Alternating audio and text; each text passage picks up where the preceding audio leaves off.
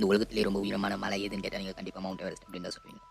Mount Everest பார்த்தீங்கன்னா 2090 அடி கொண்டது. நல்லா புரியுற மாதிரி சொல்லணும், நம்ம 9 புட்கலிஃபா மேலே மேலே அடிக்க வச்சாலும் அந்த மவுண்ட் எவரெஸ்ட் அதை விட ஒரு அடி மேலே தான் இருக்கும். உலகத்திலே உயரமான மலை எதுன்னு தெரியும், ஆனால் இந்த சோலார் சிஸ்டத்திலே அதாவது சூரிய குடும்பத்திலே உயரமான மலை எதுன்னு நமக்கு தெரியாது. வாங்க பார்க்கலாம். விஞ்ஞானிகள் 1971ஆம் ஆண்டு மார்ஸில் இருக்கிற சில இடங்களை ஃபோட்டோ எடுக்கிறதுக்கு ஒரு சேட்டலைட்டை அமைச்சாங்க. அப்போது ஒலிம்பஸ் மான்ஸ் அப்படின்னு ஒரு எரிமலையை அங்கே கண்டுபிடிச்சாங்க. இந்த ஒலிம்பஸ் மான்ஸ் பார்த்தீங்கன்னா 25 கிலோமீட்டர் உயரம் கொண்டு, அதாவது மவுண்ட் எவரெஸ்டின் 3 மடங்கு உயரம் கொண்டது.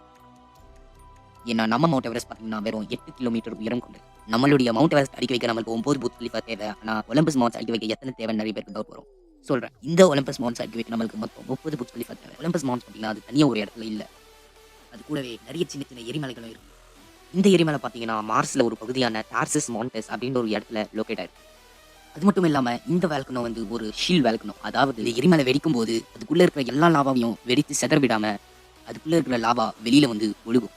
இந்த லாவா ஒழுகி காஞ்ச உடனே ஒரு ஷீல் உருவாகும். இதனால தான் இதை ஷீல் வேல்கனோ அப்படின்னு சொல்லுவாங்க. இந்த வேல்கனோ எப்போ வெடிக்கும் அப்படின்னு கேட்டிங்கன்னா 100 வருஷத்துக்கு ஒரு தடவை தான் இந்த வேல்கனோ வெடிக்கும். இந்த வேல்கனோட உச்சி பகுதியை பார்த்தீங்கன்னா அங்கங்கே கொஞ்சம் வீங்கி இருக்கும். இந்த வீங்கி போன இடங்களை தான் நம்ம கேல்ட்ராஸ் அப்படின்னு சொல்லுவோம். இந்த கேல்ட்ராஸ் 85 கிலோமீட்டர் அளவை கொண்டது. இப்போ இந்த கேல்ட்ராஸ் எப்படி உருவாச்சு அப்படின்றத பார்க்கலாம். மலைக்கு அடியில் இருக்கிற மேக்மாக்கு லாவா தீந்து போனதால இந்த லாவா மலையை விட்டு வெளியில வராம அங்கேயே தங்கிடுது. இந்த மலைகள் லாவாவோட சூடு தாங்காம வெடிய ஆரம்பிக்குது. இந்த வெடிப்புகளை தான் நம்ம கேல்ட்ராஸ் அப்படின்னு சொல்றோம். இங்க இருக்கிற எரிமலை பல்லாயிரம் ஆண்டுகளுக்கு முன்பே தோன்றி இருந்தது. அதனால நம்மளால உறுதியாக சொல்ல முடியும் இங்க இருக்கிற வேல்கனோ ஆக்டிவ் வேல்கனோ, அதாவது மறுபடியும் இந்த வேல்கனோ வெடிக்கலாம் அப்படின்னு. இப்போ உங்களுக்கு டவுட் வரும், மார்ஸ்ல இருக்கிற வேல்கனோ ஏன் எர்த்ல இருக்கிற வேல்கனோட ரொம்ப பெருசா இருக்கு அப்படின்னு. இதுக்கு நாசா கொடுத்த பதில் லாங்கர் லாவா ஃப்ளோஸ். அப்படின்னா மார்ஸில் கிராவிட்டி கம்மியாகிறது மட்டும் இல்லாமல் எரப்ஷன் ரேட்ஸ் அதிகமாக, இதனால தான் வேல்கனோஸ் இங்கே பெருசாகுது. இன்னும் ஒரு ரீசன் பார்த்தீங்கன்னா, ஆனால் இடத்துல இருக்கிற மேக்மா பிளேட்ஸ் அசைஞ்சினே இருக்கும். அதாவது ஒரு மலைக்கு ஒரு சிறிதளவு மேக்மா தான் அது உள்ளேற்றும், அதாவது கொஞ்சம் லாவா தான் ஒரு மலையில் இருக்கும். ஆனால் மார்ஸில் பார்த்தீங்கன்னா அந்த இடம் ஃபிக்ஸாக இருக்கனால மாக்மா அதுக்குள்ளே இருக்கிற எல்லா லாவாவையும் ஒரே மவுண்டனில் இருக்கிறதுனால அந்த மலை ரொம்ப பெருசாக வளரும். ரியா சில்வியா அப்படின்னு ஒரு மவுண்டனை வெஸ்டா அப்படின்னு ஒரு ஆஸ்ட்ராய்டில் புதுசாக கண்டுபிடிச்சிருக்காங்க. இந்த மவுண்டன் பார்த்தீங்கன்னா 315 சிம்பிளாக சொல்லணும் ஒரு சாக்கர் பிளே கிரவுண்டே இது விளையாடலாம். இதில் ஒரே ப்ராப்ளம் பார்த்தீங்கன்னா, இந்த ஆஸ்ட்ராய்டு நம்ம இடத்த விட்டு ரொம்ப தூரம் இருக்கனால நம்மளுடைய சேட்டலைட்ஸால் இதோட எக்ஸாக்ட் லென்த்தை மெஷர் பண்ண முடியலை.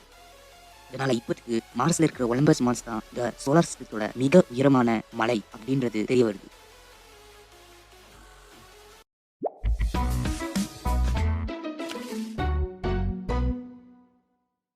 இது என்னோட முதல் வீடியோ அப்படின்றதுனால இங்கே கொஞ்சம் மிஸ்டேக் பண்ணியிருப்பேன். இதுதான் நான் முதல் தடவை சயின்டிஃபிக் வீடியோ ஒன்று மேக் பண்ணுறது.